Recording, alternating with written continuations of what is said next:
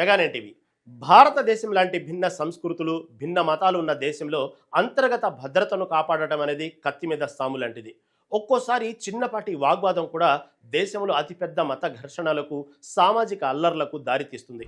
ఇలాంటి ఆకస్మిక హింసాత్మక నిరసనలను వేగంగా అదుపు చేసి ప్రజల ప్రాణాలను, ఆస్తులను రక్షించేందుకు కేంద్ర ప్రభుత్వం ప్రత్యేకంగా ఏర్పాటు చేస్తున్న దళమే ర్యాపిడ్ యాక్షన్ ఫోర్స్. ఈ దళం పేరులోనే ర్యాపిడ్ ఉంది. అంటే అత్యవసర పరిస్థితుల్లో వీరు విమానాలు, హెలికాప్టర్లు, ప్రత్యేక వాహనాల ద్వారా దేశంలో ఎక్కడికైనా సరే కేవలం కొన్ని గంటల వ్యవధిలోనే చేరుకొని పరిస్థితులను అదుపులోకి తీసుకురాగలరు.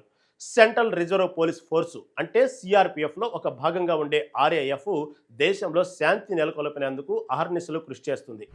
దీని ఏర్పాటు వెనుక ఒక బలమైన చరిత్ర ఉంది. మరి ఈ బలగం ఎప్పుడు ఏర్పాటైంది? దీని ప్రత్యేకతలు ఏమిటి? అసలు దీని ఆవిర్భావానికి దారితీసిన పరిస్థితులు ఏమిటి? ఒకసారి చూద్దాం.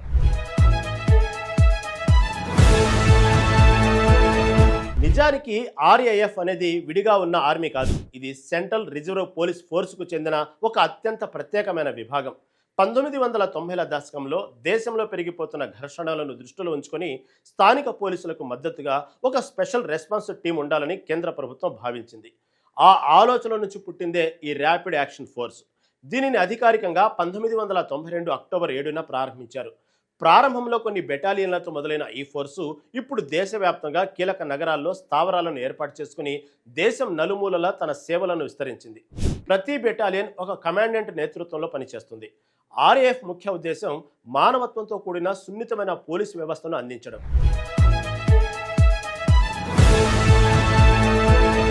మొదట ఏర్పాటు చేసిన 10 బెటాలియన్లు ఢిల్లీ, ముంబై, అహ్మదాబాద్, భోపాల్, అలీగఢ్, మీరట్, హైదరాబాద్, జంషెడ్పూర్, కోయంబత్తూర్, అలహాబాద్ వంటి వ్యూహాత్మక ప్రాంతాలలో మోహరించబడ్డాయి. ఈ ప్రదేశాలు అప్పటి సామాజిక ఉద్రిక్తతలు, జనాభా సాంద్రత, చరిత్రలో మత ఘర్షణల ప్రాబల్యం ఆధారంగా ఎంపిక చేయబడ్డాయి. 2018 నాటికి మరో 5 బెటాలియన్లు చేర్చబడటంతో ఆర్ఏఎఫ్ మరింత విస్తరించింది. దేశవ్యాప్తంగా దాని కార్యకలాపాలు పటిష్టం చేసింది. 2003 అక్టోబర్ 7న దేశానికి అందించిన నిస్వార్థ సేవలను గుర్తింపుగా అప్పటి ఉప ప్రధానమంత్రి ఎల్కే అద్వానీ చేతుల మీదుగా ఈ దళానికి ప్రెసిడెంట్స్ కలర్ పురస్కారం లభించింది. ఈ విస్తరణ పురస్కారాలు ఈ దళం ప్రాముఖ్యతను, సమర్థతను చాటి చెబుతున్నాయి. ఆర్ఏఎఫ్ సిబ్బందికి ప్రత్యేక శిక్షణ ఉంటుంది. గుంపుల నియంత్రణ, అల్లర్లను అదుపు చేయడం, అలాగే చర్చలు, మధ్యవర్తిత్వ నైపుణ్యాలపై వీరికి శిక్షణ ఇస్తారు. మానవ హక్కుల పరిరక్షణ, విపత్తు నిర్వహణ, ఆధునిక ఆయుధాల వినియోగంపై కూడా వీరికి పూర్తి అవగాహన కల్పిస్తారు. ప్రధానంగా టియర్ గ్యాసు, రబ్బర్ బుల్లెట్లు, లాఠీలు వంటి నాన్ లీథల్ పరికరాలను ఉపయోగించిన గుంపులను నియంత్రిస్తారు. ఇది ప్రాణ నష్టాన్ని తగ్గించడంలో చాలా కీలకమైన పద్ధతి. వారి నినాదం త్వరిత స్పందన, ప్రజల భద్రత. దీనిని మానవత్వ సేవతో సున్నితమైన పోలీసింగ్ అని కూడా అంటారు. ఈ శిక్షణలో భాగంగా మానవ హక్కుల పరిరక్షణకు అత్యంత ప్రాధాన్యత ఇస్తారు. తద్వారా దళం తమ విధులను మానవీయ కోణంలో నిర్వర్తించగలుగుతుంది. టియర్ గ్యాసు, రబ్బర్ బుల్లెట్లు వంటి తక్కువ ప్రాణాంతక పరికరాల వినియోగంపై వీరికి లోతైన అవగాహన కల్పిస్తారు. నిపుణుల అభిప్రాయం ప్రకారం ఈ పరికరాలు గుంపులను నియంత్రించడంలో చాలా ప్రభావవంతమైనవి. అదే సమయంలో ప్రాణ నష్టాన్ని గణనీయంగా తగ్గిస్తాయి. ఇది ఆధునిక పోలీస్ వ్యవస్థకు అత్యావశ్యకం.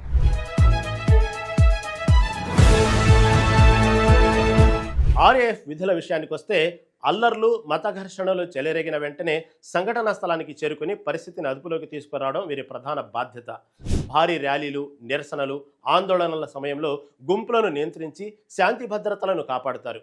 లోక్సభ, అసెంబ్లీ ఎన్నికల సందర్భంలో సున్నిత ప్రాంతాల్లో భద్రతను పర్యవేక్షించడంలోనూ వీరు కీలక పాత్ర పోషిస్తారు. వరదలు, భూకంపాలు, తుఫాన్లు వంటి ప్రకృతి విపత్తుల సమయంలో సహాయక చర్యలు చురుగ్గా పాల్గొంటారు. మతపరమైన ఉత్సవాలు, అంతర్జాతీయ సమావేశాలు, కీలక ప్రభుత్వ కార్యక్రమాల సమయంలో కూడా ఆర్ఏఎఫ్ సేవలను వినియోగిస్తారు. మహిళా ఆందోళనకారులను నియంత్రించేందుకు మహిళా సిబ్బందితో కూడిన ప్రత్యేక బృందాలు కూడా ఆర్ఏఎఫ్లో ఉన్నాయి.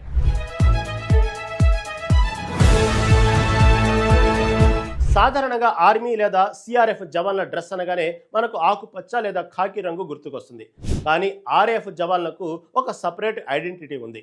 వీరు బ్లూ కలరు క్యామోఫ్లేజ్ యూనిఫామ్ను ధరిస్తారు. ఈ బ్లూ కలర్ అనేది శాంతికి ప్రతీకగా చెబుతారు. మానవత్వంతో కూడిన సున్నితమైన పోలీసింగ్ అన్నదే వీరి ప్రధాన నినాదం.